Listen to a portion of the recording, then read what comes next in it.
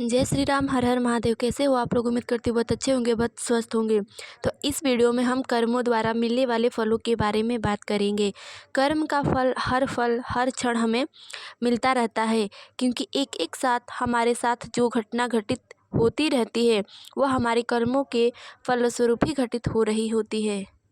कर्म हमारी काया है तो उसका फल हमारी परछाई है। दोनों सदा साथ साथ ही रहते हैं।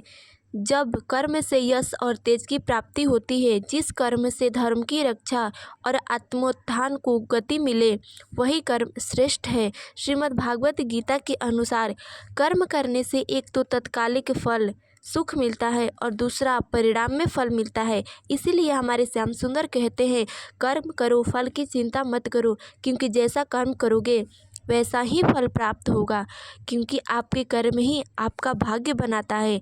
आपका आज और अभी का समय ही भविष्य को निर्धारित करता है। तो चलिए कर्म का फल एक कथा के माध्यम से और अच्छे से समझते हैं।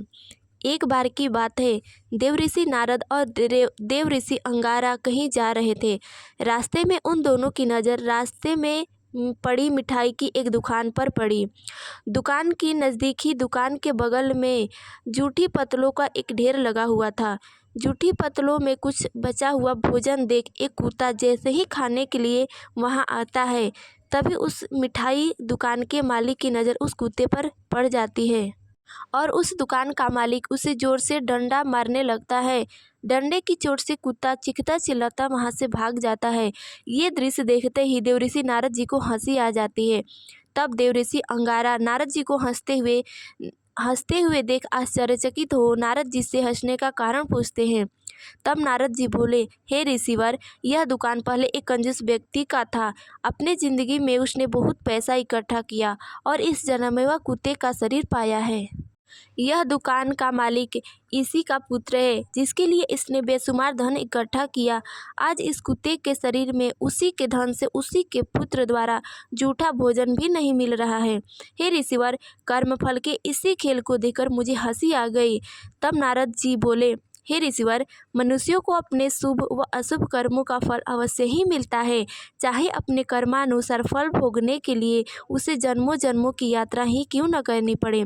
इसीलिए भगवान हमेशा हमें यही कहते हैं कि हमें कभी भी किसी का बुरा नहीं करना चाहिए। अगर आप अपनी क्षमता अनुसार किसी असहाय की सहायता कर सकते हैं तो अवश्य करें, जिससे आपको बुरे कर्मों का बुरा फल न मिले तथा आपको भी जब कभी सहायता की ज़रूरत हो तो किसी न किसी रूप में आपको भी सहायता मिल जाए।